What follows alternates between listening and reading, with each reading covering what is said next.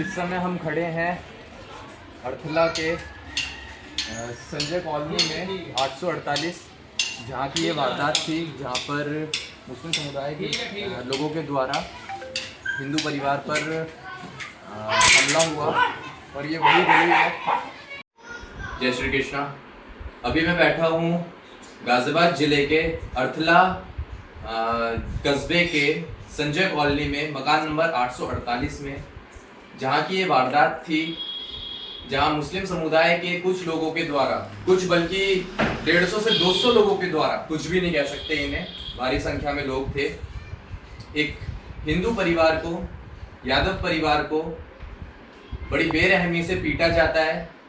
और आज मैं बैठा हूँ इसी परिवार के साथ और इनसे बातचीत करने आया हूँ, पूछने आया हूँ कि किस प्रकार की सहायता इन्हें समाज से चाहिए, हम लोगों से चाहिए, और क्या प्रशासन इन्हें पूरी सिक्योरिटी दे रहा है, क्या इनकी बातों पर अमल किया जा रहा है। तो जानते हैं हम अपने भाई से, मोहित भाई से। आप देख सकते हैं कि किस प्रकार इन पर चाकू और तलवारों से भी वार हुआ है और महिलाओं के ऊपर भी वार हुआ है। तो बताइए आप। भाई ये रात 9 बजे का टाइम था, सब सोने के लिए जा रहे थे, तो उस टाइम पर लड़ाई हुई थी और लड़ाई होने के बाद वो शांत हो गए, हम भी शांत हो गए, अपना सोने के लिए चल दिए। फिर मुस्लिम समुदाय ने गुट बनाया 150 से 200 आदमियों का और हमारे घर में आकर के हमला कर दिया उन्होंने। महिलाओं के साथ भी अभद्रता की उन्होंने और मेरे साथ भी मारपीट की। तो मैं पुलिस प्रशासन से यही कहूँगा कि वो जो कोविड की वजह छोड़ दिए हैं, उन पर और सख्त से सख्त कार्रवाई की जाए। जो अभी निर्दोष बन के बाहर घूम रहे हैं और वो निर्दोष नहीं है। परिवार चाहता है कि जिन गुनहगारों को पुलिस प्रशासन ने कोविड के चलते छोड़ दिया है, उन्हें दोबारा से गिरफ्त में लिया जाए और कड़ी से कड़ी, सख्त से सख्त कार्रवाई की जाए। सबसे पहली बात तो मैं आप लोगों से सिर्फ इतनी बात कहूंगा कि जहां तक बात होती है लड़ाई झगड़ों की, ये आदमियों तक ही सही रहते हैं। अगर बात आई है महिलाओं के ऊपर, तो हमें इसके लिए खड़ा होना पड़ेगा और आवाज उठानी पड़ेगी। जैसा कि आपने सुना कि परिवार पुलिस की तरफ से जो भी सहायता इन्हें दी जा रही है उससे संतुष्ट नहीं है। ऐसा ही है, संतुष्ट नहीं हो भी आप? आपको चाहिए अभी कि जो आरोपी छोड़े गए हैं उनको दोबारा से गिरफ्त में लिया जाए। अब ये डर है कि दोबारा वो हमला नहीं करते। अब जैसे बाहर घूम रहे हैं तो वो तो दोबारा हमला कर सकते हैं, ये डर। इस बात का खास तौर पे ध्यान दिया जाए। अब मैं परिवार से जानना चाहूंगा कि वो किस प्रकार की सहायता अपने समुदाय से, अपने समाज के लोगों से चाहते हैं। भाई हमें ये सहायता चाहिए कि जैसे पुलिस कार्रवाई में ढील बरत रही है। पहले स्टार्टिंग में हमारे साथ थी, साथ अब भी है, पर अब कुछ ढील बरत रही है। तो उस मामले को ठंडा ना होने दें और वो जो आरोपी घूम रहे हैं फरार, हमें उनसे अब भी खौफ है कि वो आकर के दोबारा हमला ना कर दें और उनको जल्द से जल्द गिरफ्त में लिया जाए और कड़ी से कड़ी कार्रवाई की जाए उनको। मैं आश्वासन देता हूं इस परिवार को कि हमारी तरफ से जो भी पॉसिबल होगा हम करेंगे।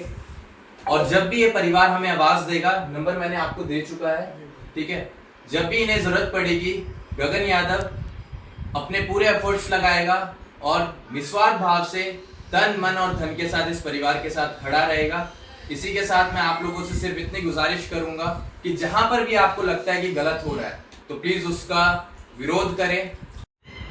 जैसा कि आपने सुना, परिवार का कहना है कि जिन दोषियों को, जिन अपराधियों को छोड़ा गया है कोविड के चलते, तो परिवार को डर है कि भविष्य में कभी ऐसी कोई वारदात ना हो जाए जिसकी वजह से माहौल या हालात और ज़्यादा खराब हों। तो मैं चाहता हूं कि आप सभी लोग, सिर्फ यादव समाज नहीं बल्कि 36 बिरादरियों के लोग आवाज़ उठाएं, एकजुट हों और जो अपराधी प्रशासन के द्वारा छोड़ दिए गए हैं उनको जल्द से जल्द दोबारा सलाखों के पीछे भेजा जाए। एंड मोस्ट इंपॉर्टेंटली, मैं जो सर्कमस्टांसेस यहाँ के देख रहा हूँ, अगर पर्सनल लेवल पे मैं कहूँ तो मैं प्रशासन से सिर्फ इतनी गुजारिश करना चाहता हूँ कि इस परिवार को सेल्फ डिफेंस के लिए हथियार की परमिशन दी जाए। परिवार के द्वारा यह भी बताया जा रहा है कि जो मुख्य आरोपी थे इस घटना के, उनको अभी तक हिरासत में नहीं लिया गया है, और जो आरोपी नहीं थे, जो किराएदार ही थे वो, बाकी उन लोगों को हिरासत में लेके पुलिस ने ये दिखा दिया कि हमने इस समुदाय के खिलाफ जो गलत किया है उनके खिलाफ एक्शन लिया है।